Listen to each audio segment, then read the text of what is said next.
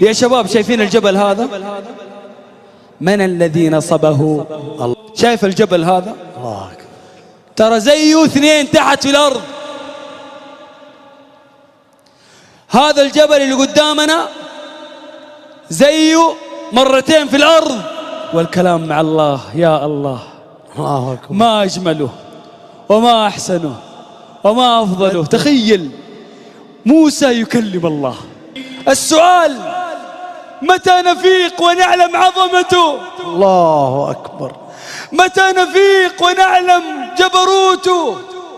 متى نفيق ونعلم قوته جل في علاه؟ الله أكبر. يا شباب شايفين الجبل هذا؟ من الذي نصبه؟ الله. شايفين السماء هذه؟ الله أكبر. من الذي رفعها؟ انظر إلى السماء، انظر شباب، كل واحد ينظر إلى السماء. انظر. أفلم ينظروا إلى السماء فوقهم الله أكبر. كيف بنيناها وزيناها وما لها من فروج. تعرف ايش معنى فروج يا شيخ بدر؟ معنى فروج أي شقوق. والله ما في شق واحد، الله أكبر. ما في عيب واحد.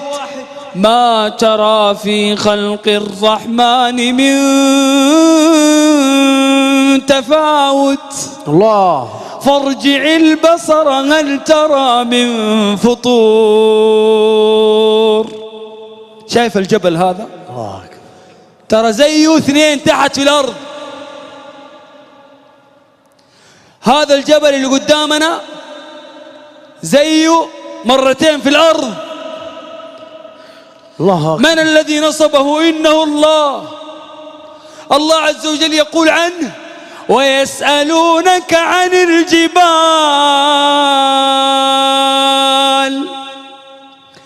ويسألونك عن الجبال فقل ينسفها ربي نسفا. الله. فيذرها قاعا صفصفا الله أكبر. لا ترى فيها عوجا ولا أمتا. تدري هذا الجبل يا شيخ بدر بسبب عظمة الله أصبح دكة. الله أكبر. موسى عليه السلام عندما ذهب لمناجاة الله وللقاء الله ذهب إلى جبل الطور يريد أن يتكلم مع الله، والكلام مع الله. يا الله، الله أكبر. ما أجمله وما أحسنه وما أفضله. تخيل موسى يكلم الله. يقول الله عز وجل هذه القصة في سورة الأعراف: ولما جاء موسى لميقاتنا وكلمه ربه. من شدة الخطاب مع الله وجماله موسى ما تحمل، قال: ربي أرني أنظر إليك.